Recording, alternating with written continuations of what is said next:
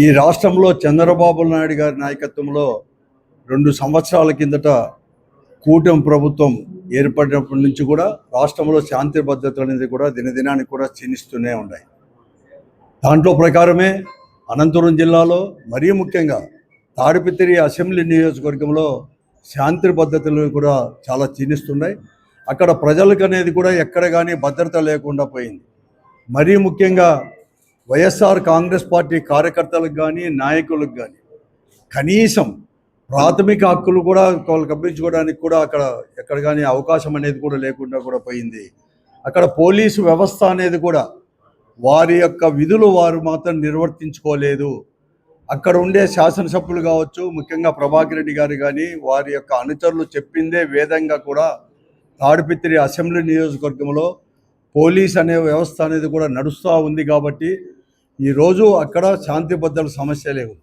ఇక్కడ ప్రజాస్వామ్య పద్ధతిలో ఒక రాజకీయ పార్టీ కార్యకలాపాలు చేసుకోవడానికి కూడా వీలుగా పరిస్థితి ఈ 2 సంవత్సరాల్లో కూడా ఉండిన విషయాలు కూడా అందరికీ కూడా తెలిసిన విషయమే. తుదకు స్థానిక సంస్థలు సమీపిస్తున్న కొద్దీ దాడులు చేసేది కూడా తాడిపత్రి అసెంబ్లీ నియోజకవర్గంలో చేయడం కూడా జరిగింది. మొన్న కొద్ది మంది ముందర ఒక వారం దగ్గర నుంచి కూడా నరసింహారెడ్డి కావచ్చు, ఇతర వాళ్ళపైన కూడా దాడులు చేయడం. నిన్న కేశవరెడ్డి అని గంగలకుంట కేశవరెడ్డి అనేది అక్కడ పోలీస్ స్టేషన్కు సమీపంలోనే ఒక పోలీస్ స్టేషన్కు దాదాపు ఎదురుగా కూడా ఆపోజిట్ సైడ్లోనే పెద్ద ఎత్తున కూడా టీడీపీ కార్యకర్తలు ప్రభాకర్ రెడ్డి గారి యొక్క అనుచరులు కూడా అతనిపైన దాడి చేసి గాయపరచడం, పోలీసు వాళ్ళు కూడా దాన్ని కూడా ఏమాత్రం కూడా నిలవరించుకోలేని పరిస్థితుల్లో ఉన్నప్పుడు గాయపడిన కేశవరెడ్డి గారిని హాస్పిటల్లో చేర్చే హాస్పిటల్కి కూడా అతన్ని పరామర్శించడానికి వైఎస్ఆర్ కాంగ్రెస్ పార్టీ గారితో పోతే అక్కడ కూడా వారిపైన దాడులు చేయడం, పోలీసు వారు ఉన్నా కూడా పోలీసు వారిని కూడా తోసి కూడా పోలీసు వారు ముందరే దాడులు చేయడం, అక్కడ కూడా గాయపరచడం, మరికొద్దిమంది వైఎస్ఆర్ కాంగ్రెస్ పార్టీ కార్యకర్తలను కూడా గాయపరచడం, ఇవన్నీ కూడా జరుగుతూనే ఉన్నాయి కూడా ఈ పరిస్థితులు కూడా. సరదా అదే కాకుండా గతంలో కూడా అనేకమైన కూడా మా పార్టీ వైఎస్ఆర్ కాంగ్రెస్ పార్టీ రాష్ట్ర స్థాయిలో కూడా కార్యక్రమాలు ఇస్తే అక్కడ నిర్వర్తించుకోలేని పరిస్థితి. అందుకోసమే ఈ నెల 12వ తేదీ కూడా తాడిపత్రి అసెంబ్లీ నియోజకవర్గంలో ఉండేవారు అందరూ కూడా వైఎస్ఆర్ కాంగ్రెస్ పార్టీ నాయకులు కార్యకర్తలు అందరూ కూడా మేము కూడా కలిసి కూడా ఎస్పీ ఆఫీస్ ముందర కూడా ధర్నా కూడా చేయడం జరిగింది.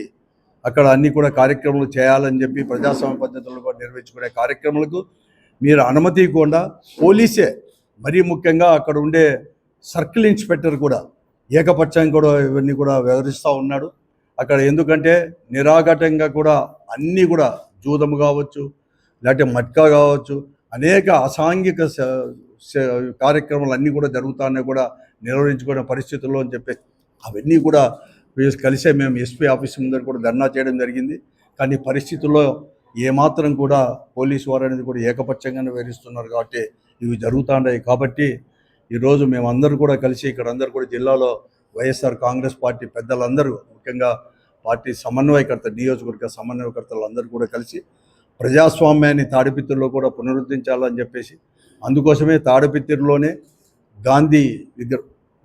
గాంధీ విగ్రహం దగ్గర అక్కడ వైఎస్ఆర్ కాంగ్రెస్ పార్టీ నాయకులు కార్యకర్తలు కూడా 26వ తేదీ అంటే మర్నాడు అక్కడ వచ్చి దీక్ష అనేది కూడా మూగుమ్మడిగా దీక్ష అనేది కూడా చేయాలని చెప్పేసి వైఎస్ఆర్ కాంగ్రెస్ పార్టీ నిర్ణయించింది.